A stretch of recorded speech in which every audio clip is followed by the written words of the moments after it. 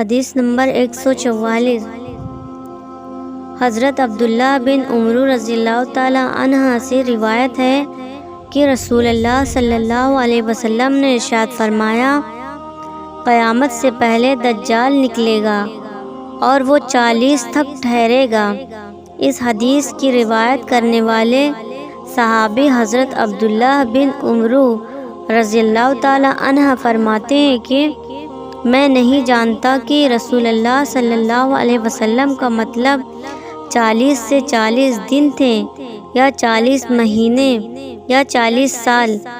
آگے حدیث بیان کرتے ہیں کہ پھر اللہ تعالیٰ حضرت عیسیٰ بن مریم علیہ السلام کو دنیا میں بھیجیں گے، گویا کہ وہ عروہ بن مسعود ہیں، یعنی ان کی شکل و صورت حضرت عروہ بن مسعود سے ملتی جلتی ہوگی۔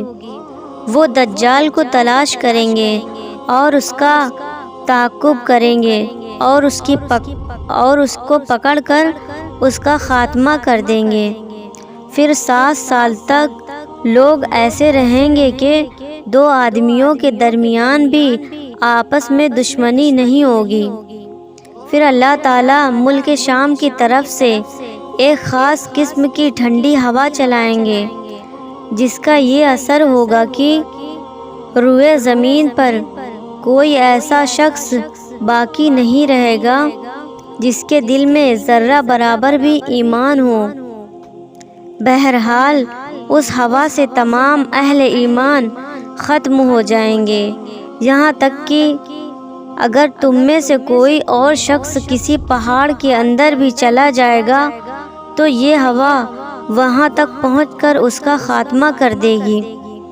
رسول اللہ صلی اللہ علیہ وسلم نے فرمایا کہ اس کے بعد صرف برے لوگ ہی دنیا میں رہ جائیں گے، جن کے دل ایمان سے بالکل خالی ہوں گے۔ ان میں پرندوں والی تیزی اور پھرتی ہوگی، یعنی جس طرح پرندے اڑتے ہیں ویسے ہی وہ پھرتیلے ہوں گے۔ اسی طرح سے لوگ اپنی غلط خواہشات کو پورا کرنے میں پھرتی دکھائیں گے اور دوسروں پر ظلم و زیادتی کرنے میں درندوں والی عادتیں ہوں گی، بھلائی کو بھلا نہیں سمجھیں گے اور برائی کو برا نہ سمجھیں گے۔ شیطان ایک شکل بنا کر ان کے سامنے آئے گا اور ان سے کہے گا، کیا تم میرا حکم نہیں مانو گے؟ وہ کہیں گے، تم ہم کو کیا حکم دیتے ہو؟ یعنی جو تم کہو وہ ہم کریں۔ شیطان تو انہیں بتوں کی پرستش کا حکم دے گا اور وہ اس کی تکمیل کریں گے، اور اس وقت ان پر روزی کی فراوانی ہوگی اور ان کی زندگی بظاہر بڑی اچھی عیش و نشاط والی ہوگی۔ پھر سور پھونکا جائے گا، جو کوئی اس سور کی آواز کو سنے گا اس آواز کی دہشت اور خوف سے بے ہوش ہو جائے گا، اور اس کی وجہ سے اس کا سر جسم پر سیدھا قائم نہ رہ سکے گا، بلکہ اس کی گردن ادھر ادھر ڈھلک جائے گی۔ سب سے پہلے جو شخص سور کی آواز سنے گا اور جس پر سب سے پہلے اس کا اثر پڑے گا وہ ایک آدمی ہوگا جو اپنے اونٹ کے حوض کو مٹی سے درست کر رہا ہوگا۔ وہ بے ہوش اور بے جان ہو کر گر جائے گا، یعنی کہ مر جائے گا، اور دوسرے تب سارے لوگ بھی اسی طرح بے جان ہو کر گر جائیں گے۔ پھر اللہ تعالیٰ ہلکی بارش برسائیں گے، ایسی جیسے کہ شبنم۔ اس کے اثر سے انسانوں کے جسموں میں جان پڑ جائے گی۔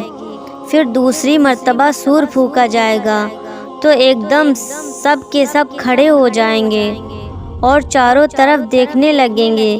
پھر کہا جائے گا کہ لوگوں، اپنے رب کی طرف چلو، اور فرشتوں کو حکم ہوگا کہ انہیں حساب کے میدان میں کھڑا کرو، کیونکہ ان سے پوچھ تاچھ کی جائے گی اور ان کے اعمال کا حساب کتاب ہوگا۔ پھر حکم ہوگا کہ ان میں سے دوزخیوں کے گروہ کو نکالو۔ عرض کیا جائے گا کہ کتنے میں سے کتنے؟ حکم ہوگا کہ ہر 1000 میں سے 999۔ رسول اللہ صلی اللہ علیہ وسلم ارشاد فرماتے ہیں کہ یہ وہ دن ہوگا جو بچوں کو بوڑھا کر دے گا، یعنی اس روز کی سختی اور لمبائی کا تقاضا یہی ہوگا کہ وہ بچوں کو بوڑھا کر دے گا، اگرچہ حقیقت میں بچے بوڑھے نہ ہوں۔ اور یہی وہ دن ہوگا جس میں پنڈلی کھولی جائیں گی، یعنی جس دن اللہ تعالیٰ خاص قسم کا ظہور فرمائیں گے۔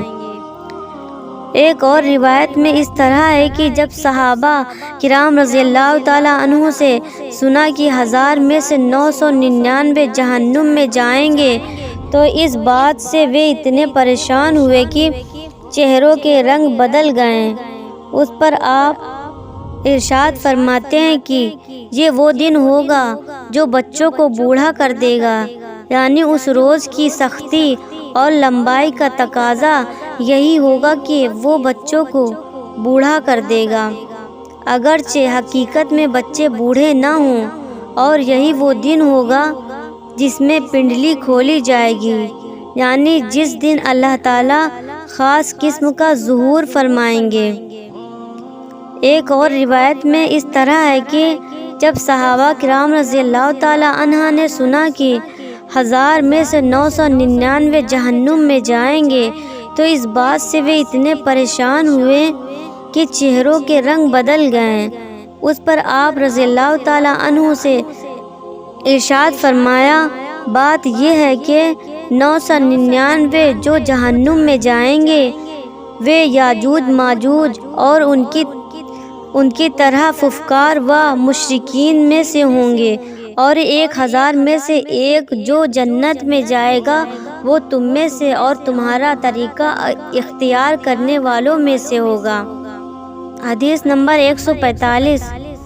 حضرت ابو سعید رضی اللہ تعالیٰ عنہ سے روایت ہے کہ رسول اللہ صلی اللہ علیہ وسلم نے ارشاد فرمایا، میں اسے کیسے خوش اور چین سے رہ سکتا ہوں، حالانکہ سور والے فرشتے نے سور کو منہ میں لے لیا ہے اور اس نے کان لگا رکھا ہے کہ کب اس کو سور کے پھونک دینے کا حکم ہو اور وہ پھونک دے۔ صحابہ نے اس بات کو بھاری محسوس کیا تو آپ صلی اللہ علیہ وسلم نے فرمایا، حسبنا اللہ و نعم الوکیل، علی اللہ توکلنا کہتے رہا کرو، اللہ تعالیٰ ہمارے لیے کافی ہے اور وہ بہترین کام بنانے والا ہے، اللہ تعالیٰ ہی پر بھروسہ کرو۔